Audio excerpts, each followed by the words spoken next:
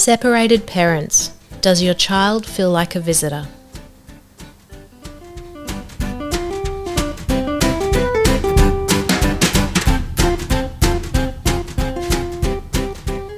Hello everyone, welcome to Signpost for Living with Dr. Kirsten Hunter.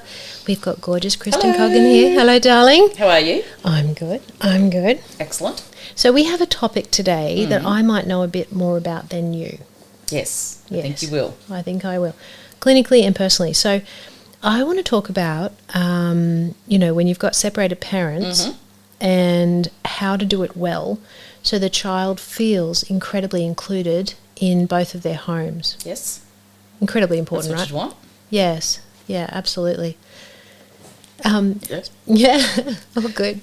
So some parents do this fantastically, right? So either they do shared care, and so it might be 50-50 or it might be, something close to that. Yes. And the child turns up and that's their home and they're part of the routine. They have their bedrooms, they have their inclusion with regard to decisions about what the family's going to be doing. And also jobs. Isn't that an interesting one? So come back to jobs. Let's talk about jobs. Okay, right. Talk about jobs. But can I say that there are some parents that don't get it right? I would think it would be very easy to not get it right. Yes. And normally what I see thousands of times, so this is not a small issue, is when there is a primary parent and then there's a secondary parent. And when I say secondary, I mean that the child might go there every second weekend, right? And it might be a long weekend, it might be a short weekend, every second weekend. They turn up there at that second parent's house and they feel like a visitor. Yeah, that makes perfect sense. Yeah, they don't feel like it's their own space. Yes.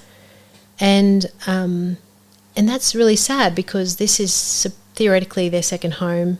It's their parent and they feel like they're a visitor in that home. Some of the things that I see that contributes to that is that they don't have their own space. Yes.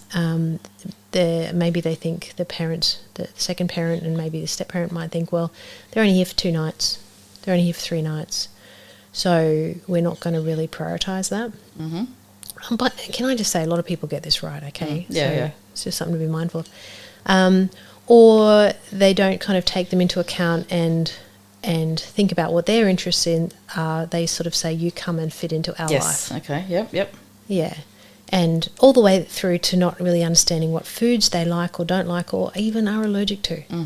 Yeah. So then the kid turns up and they feel like they're kind of a bit of a wallflower and they're just sort of sitting there and they don't feel included. And, of course, what happens from that, can you imagine? Oh, it'd be terrible. Yeah. It would be awful for the child and then they wouldn't want to go there and then the parent with the majority of the time with the child would not want to send them away to somewhere they didn't want to go or, there's all sorts of dimensions that could be a problem. Absolutely. With that sort of thing. Yeah, it gets in the way of really forming that meaningful relationship.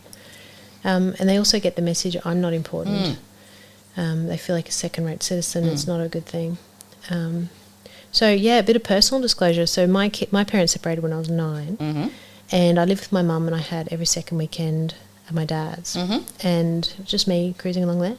And I have a beautiful brother who's awesome, and he was a product of my dad's next marriage with his wife then.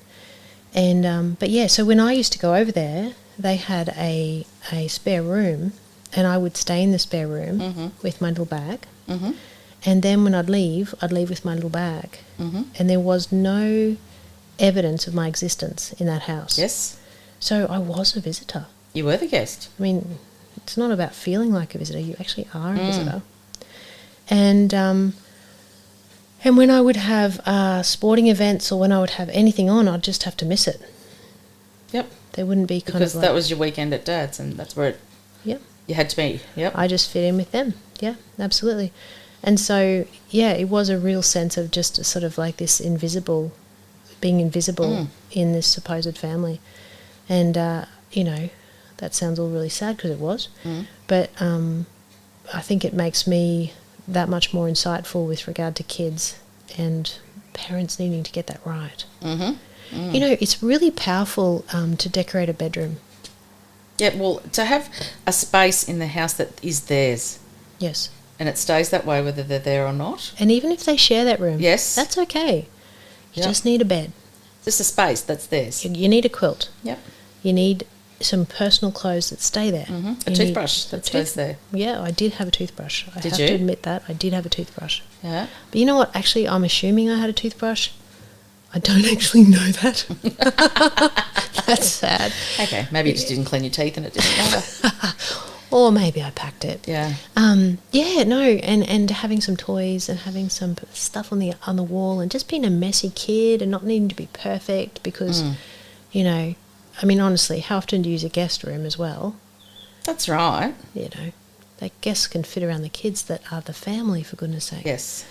So, yeah, it's just so important. It's so incredibly important. It's also incredibly important to be in tune with what the child's rhythms are, because, of course, you've got to pay attention to when the child goes to sleep and what they do rather than the child fit in with you.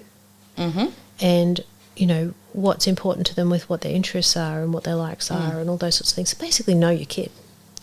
And that often doesn't happen.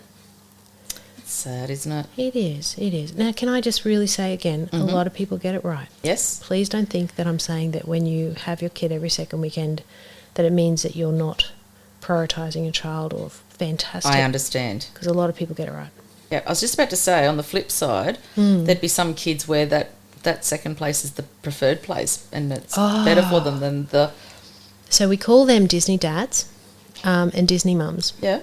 So that's when they turn up every second weekend and they are the prince and princess. They are absolutely spoiled and glorified. They spend the whole time going to theme parks and spending a lot of money on all of those gamey things.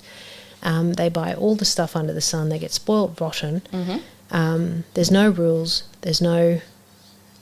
There's just it's just full on kind of sheer anarchy, and it's buying a child, blatantly buying a child. When I was a kid, though, had I been in that situation, I would have totally exploited that. Well, every kid does. To my own benefit and loved it. Every kid does. Every kid's Yeah. like, yeah, bring that on.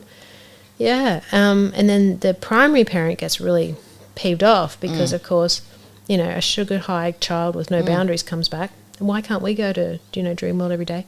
And they're the ones that have to do the parenting and the less sexy stuff. Yeah. So, yeah, that's probably not great because that's not parenting either, is it?